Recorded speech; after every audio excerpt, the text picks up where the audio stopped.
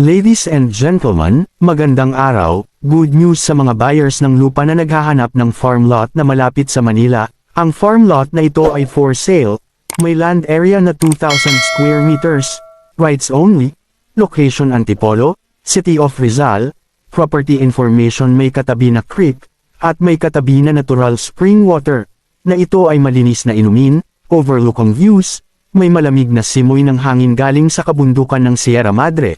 Ang property ay ideal sa plantation, retirement place, magandang alagaan ng livestock, tulad ng manok, chicken layer, paetlogen na manok, or kahit ang panabong, maganda mag-alaga ng kambing, baka at kalabaw.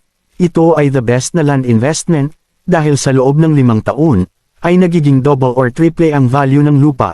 Nagaling sa provincial highway ay more or less 3 kilometers. Nagaling naman sa barangay road ay more or less 200 meters.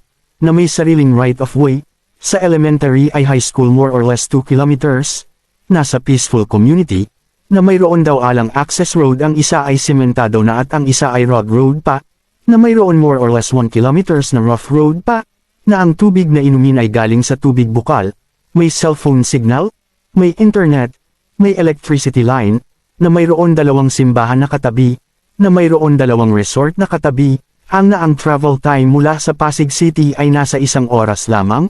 Mga landmarks more or less 2 kilometers sa Santa Lucia Realty Subdivisions. Nasa more or less 5 kilometers ang layo sa Boso Highland Resort and Restaurant.